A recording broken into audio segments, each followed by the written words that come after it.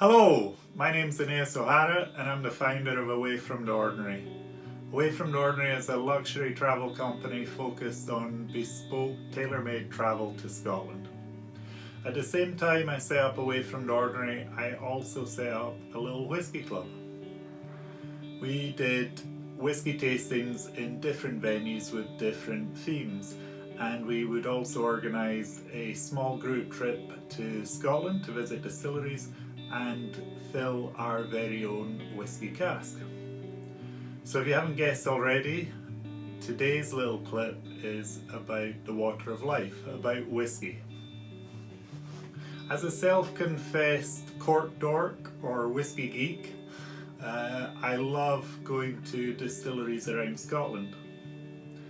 And the first thing I'm going to do after visiting my barber is go to a distillery. Now, one of the things that is unique that you can do in Scotland, and unique is a very overused word, but one thing that is actually unique in Scotland in terms of whisky is that you can taste whisky straight from the cask in Scotland. So any amazing bottles of whisky you can buy around the world, but tasting whisky, Scottish whisky, straight from the cask, you can only do in Scotland. And it's one of the experiences I love doing the most. And there's some great distilleries like Deanston, which is pretty easy to get to from Glasgow and Edinburgh. You can taste whisky straight from the cask there, Bunnahabhain, Royal Lochnagar, and quite a few others as well. But today specifically I'm going to talk to you about two of my absolute favourite whisky experiences.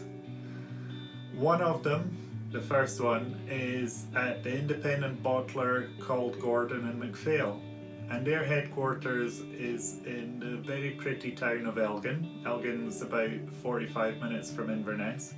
It's got the amazing ruins of a cathedral, it's got Johnston's of Elgin woolen mill that you can visit, and some very cute little pubs and shops. So the town of Elgin's worth a visit in its own right. You go into the Gordon and MacPhail shop, and as you go in, it's actually a delicatessen. And then you go in the back and they've got the whisky shop with all their whiskies from various distilleries around Scotland.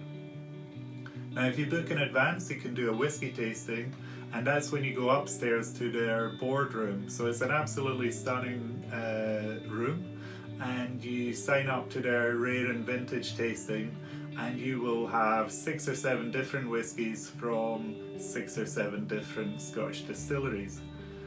Now some of these whiskies you cannot buy because they're so rare, and some you can buy in the shop downstairs once you've tasted them. But being someone that's drank a fair amount of whiskey in his time, just going in there, not knowing what whiskies you're going to get, but knowing that they're each going to be from a different distillery and each in their own right going to be excellent is still really exciting when you walk in the room. So that's Gordon and MacPhail, independent bottler in Elgin.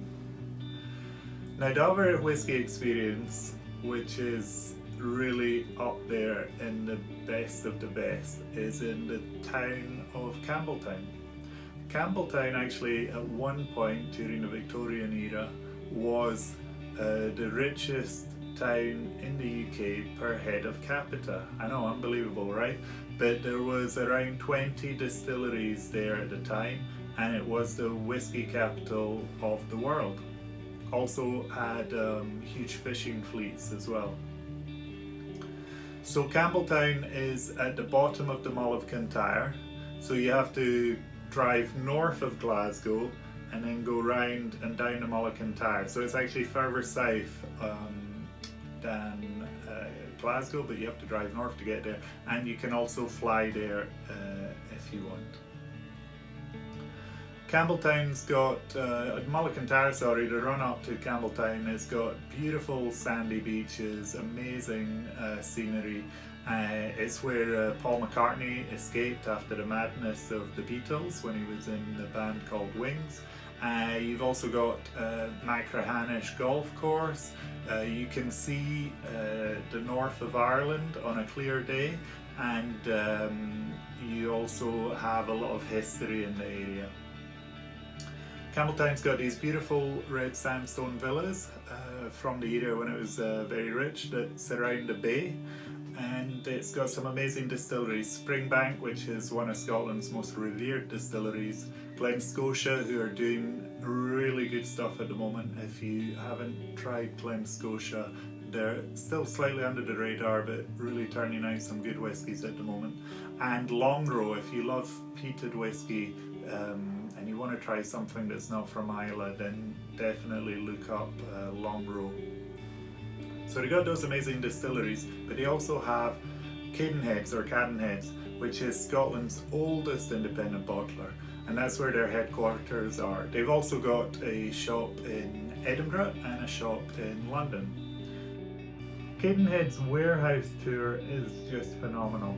I just geek out every time I do it. So basically, it's the same premise in that you go to do the tour, you do not know which whiskies you're going to try before you start the tour, because it's 6 or 7 different whiskies from 6 or 7 different distilleries that Cadenhead's, the independent bottler, will eventually bottle.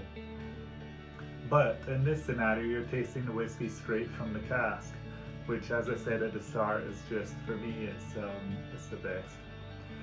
So you taste these whiskies in the warehouse straight from the cask from 6 or 7 different distilleries, and then afterwards you get to choose your favorites to buy in the shop, and they will bottle them straight from the cask.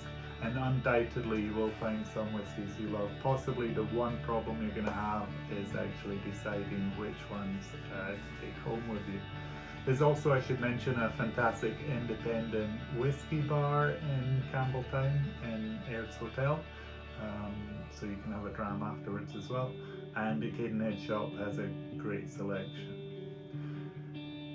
So I am looking forward to going back to Elgin and back to Campbeltown and back to various distilleries, and discover new distilleries as well very soon. If you have any questions whatsoever about whiskey, or the trips we do, or the tastings, or what you want to buy for your brother-in-law's birthday, then don't hesitate to get in touch.